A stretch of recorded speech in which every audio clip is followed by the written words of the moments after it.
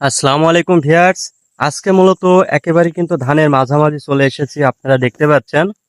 আর আজকে প্রপারলি আপনাদেরকে ধান একেবারে কাছ থেকে দেখানোর চেষ্টা করছি, কারণ এইভাবে কিন্তু ধানের ভিতরে নামিয়ে ভিডিও করা হয় না।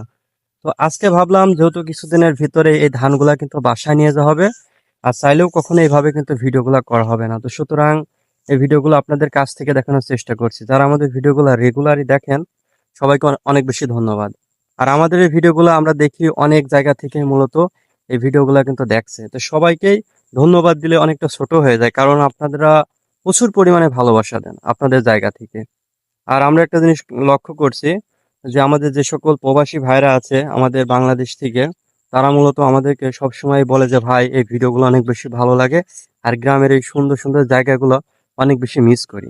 তো তাদের উৎসাহে মূলত এই ভিডিওগুলো কিন্তু করে থাকি। তো সব মিলিয়ে আপনারা যে পরিমাণে ভালোবাসা দেন আপনাদের জায়গা থেকে, সবাইকে অসংখ্য ধন্যবাদ দিই, কারণ আপনাদের ভালোবাসা ছাড়া কখনোই কিন্তু এগিয়ে যাওয়া সম্ভব নয়।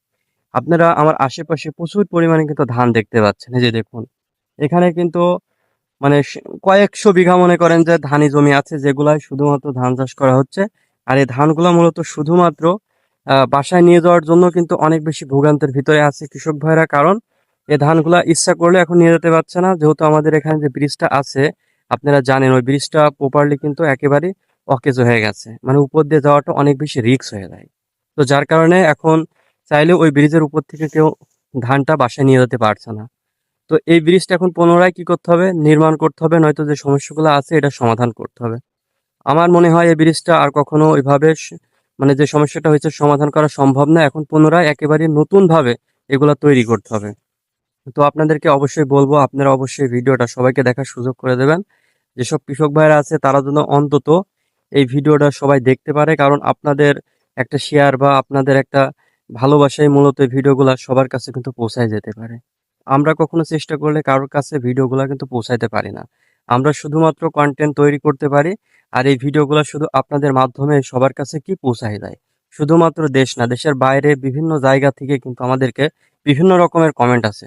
তো এই কমেন্টগুলো আমরা যখনই পড়ি তখনই ভাবি যে আমাদের বাংলাদেশের মানুষগুলা বিভিন্ন কান্ট্রিতে থাকে। তারা এই যে সুন্দর সুন্দর জায়গাগুলা বা গ্রামীণ যে ভিডিওগুলো আমরা দিয়ে থাকি, এই জায়গাগুলো আসলে অনেক বেশি মিস করে।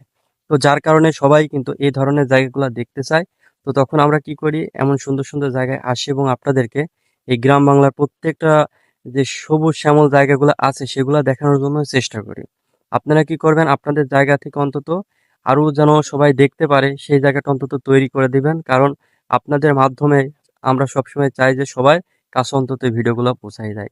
শুধুমাত্র গ্রামে